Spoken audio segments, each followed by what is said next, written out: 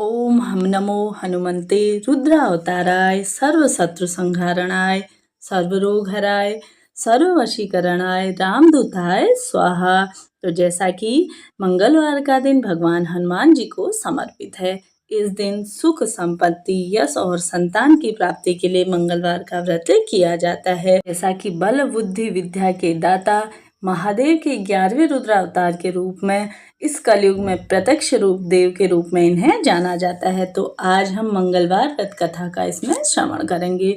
प्राचीन समय की बात है, किसी नगर में एक ब्राह्मण दंपति रहते थे। उनके कोई संतान न होने के कारण वह बहुत दुखी रहा करते थे। हर मंगलवार ब्राह्मण वन में हनुमान जी की पूजा करने के लिए जाता था। वह पूजा करके बजरंगबली से एक पुत्र की कामना करता था। उसकी पत्नी भी पुत्र की प्राप्ति के लिए मंगलवार का व्रत करती थी। वह मंगलवार के दिन व्रत के अंत में हनुमान जी को भोग लगाकर ही भोजन किया करती थी। तब एक बार व्रत के दिन ब्राह्मणी ने भोजन नहीं बना पाई और न ही हनुमान जी को उन्होंने भोग लगाया। तब उन्हें प्रण लिया कि वह अगले मंगलवार को हनुमान जी को भोग लगाकर ही भोजन करेगी।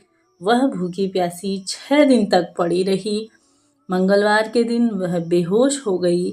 हनुमान जी उसकी श्रद्धा और भक्ति देखकर प्रसन्न हुए। उन्होंने आशीर्वाद स्वरूप ब्राह्मणी को एक पुत्र दिया और कहा कि यह तुम्हारी बहुत सेवा करेगा। बालक को पाकर ब्राह्मणी बहुत खुश हुई। उसने बालक का नाम मंगल रखा। कुछ समय उपरांत जब ब्राह्मण घर आया तो बालक को देख पूछा कि वह कौन है। पत्नी बोली कि मंगलवार व्रत से प्रसन्न होकर हनुमान जी ने उसे यह बालक दिया है। यह सुनकर ब्राह्मण को अपनी पत्नी की बात पर विश्वास नहीं हुआ। एक दिन मौका पाकर ब्राह्मण ने बालक को कुएं में गिरा दिया।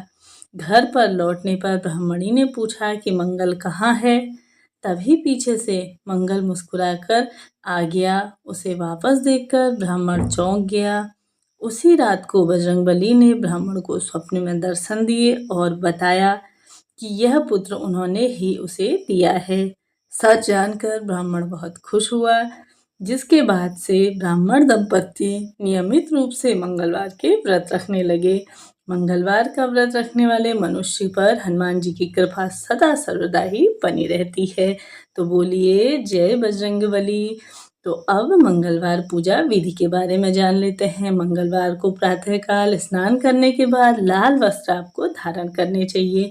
हनुमान जी की उपासना करें और व्रत का संकल्प ले लीजिए।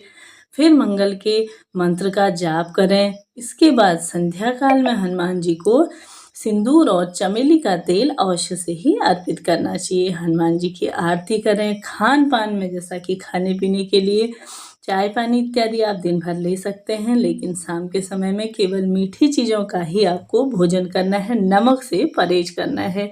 इस दिन किया गया कोई भी सरल सा मंत्रों का जाप आपको विशेष फलों की प्राप्ति कराता है। साथ ही कुंडली में अगर आपके मंगल दोष है या किसी भी प्रकार की कोई बाधाएं हैं तो आप सभी को प्रण लेकर के चाहें तो 21 मंगलवार कर लीजिए, 11 कर लीजिए, या आप कुछ लोग हमेशा से ही करते हैं तो वह आप कर सकते हैं। आपको अवश्य से ही हनुमान जी तुरंत फल देंगे। तो जैसा कि हनुमान जी को पराक्रम, बल, सेवा और भक्ति के आदर्श देवता माना गया है, कारण से उन्हें संकट मोचन भी कहा जाता है। हनुमान जी की सेवा और व्रत रखने से विशेष कृपा भक्तों पर होती है।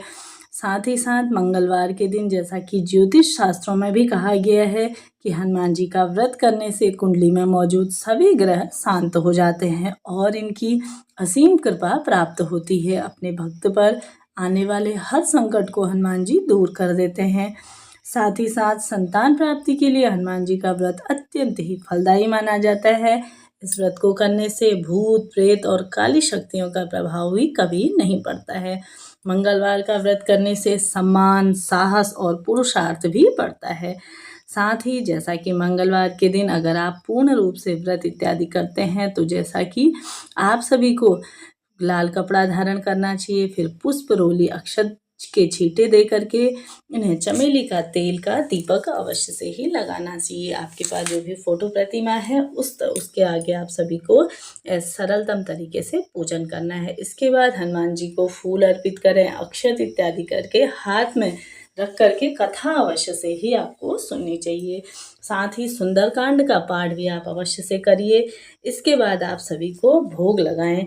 साथ ही अपनी मनोकामना कहते हुए, जैसा कि आपने जितने भी मंगलवार लिए हैं, 21 मंगलवार अगर या आपने 11 की संख्या में लिए हैं, तो उसके बाद अगर आपके 21 मंगलवार व्रत पूरे हो जाते हैं तो 22वें दिन मंगलवार को विधि विधान के साथ बालाजी का पूजन करके उन्हें चोला चढ़ाना चाहिए। उसके बाद 21 ब्राह्मणों को बुला करके उन्हें भोजन कराएं और अपनी क्षमता सामर्थ्य अनुसार उन्हें दान देना चाहिए।